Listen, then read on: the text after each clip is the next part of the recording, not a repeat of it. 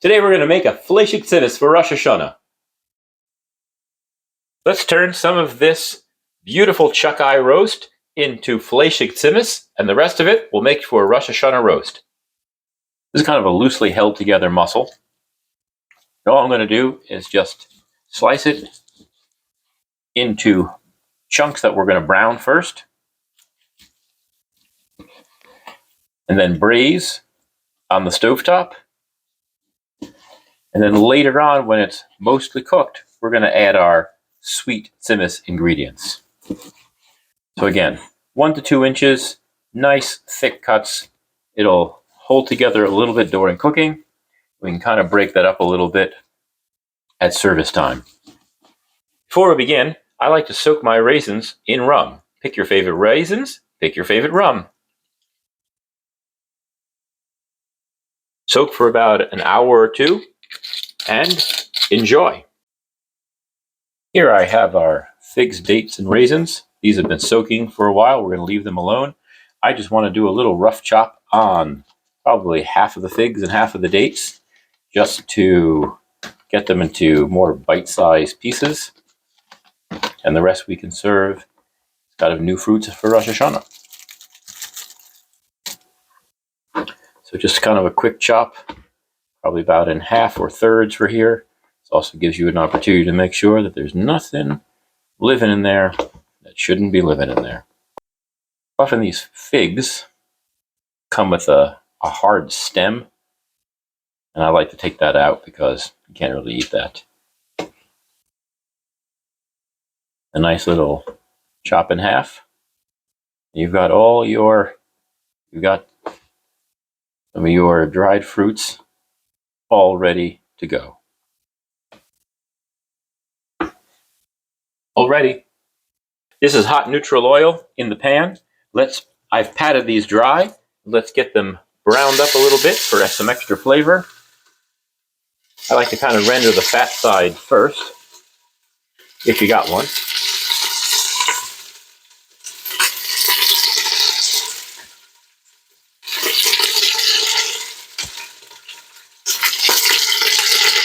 Getting a little crowded, but we'll make it fit.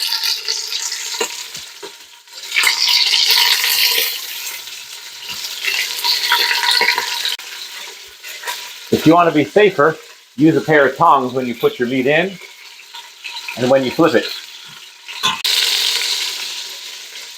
It's been about 3 minutes of browning. Let's go take a look. That looks nice.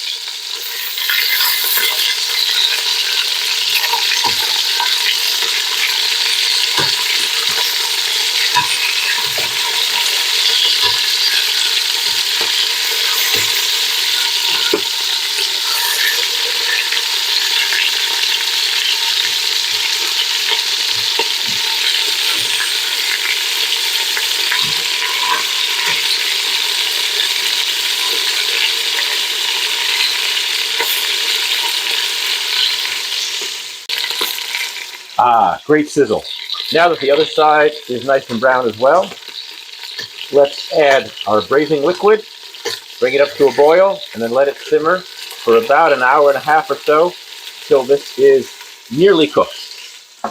I'm a big fan of braising with a light American beer, and then filling out the rest.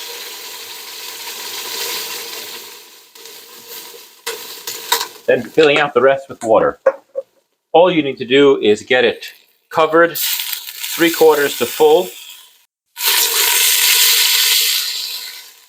Put a little seasoning in here as well.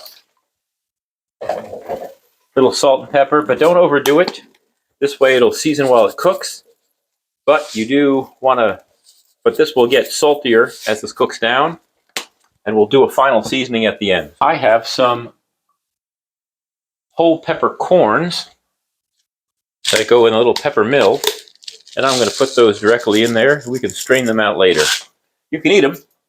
They get soft. So let's cover this, bring it up to a boil, and then we'll reduce the heat and let it simmer and add liquid as necessary. So check it maybe once every half an hour or so. Make sure it's got enough liquid. This has been cooking for about an hour and 15 minutes.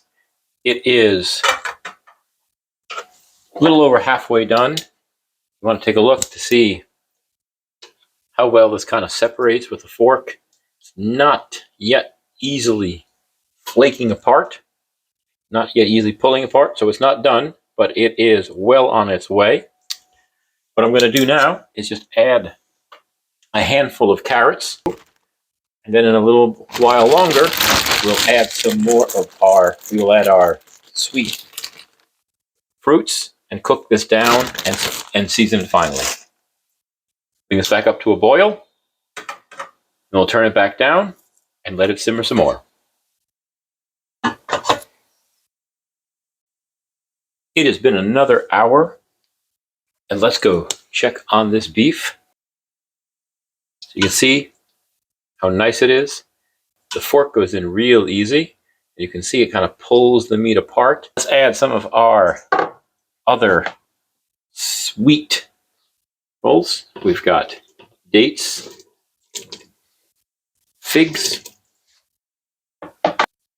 rum, raisins. Let's bring this back up to a boil. Start to let this reduce. Reduce meaning we're just going to cook off some of the water, make it a little bit sweeter. Let's also add some spices so that they blend nicely over this time cooking. Try a tablespoon of cinnamon,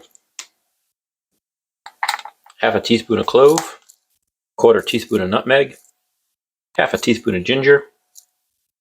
If you got them, a couple bay leaves.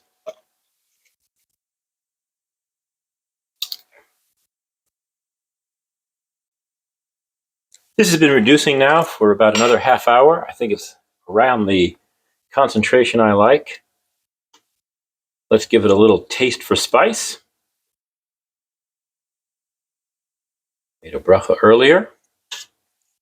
Yep, that is really good. I think it needs something to freshen it up with. If it were in Rosh Hashannah, I'd probably add a little lemon juice or vinegar. But what I think I would need to do is put in a little bit of grated apple. I think it's just the freshness it needs. Wow, that little bit of apple freshened up the whole dish. Absolutely fantastic. Let's call this ready to go. And Shana Tova Masuka.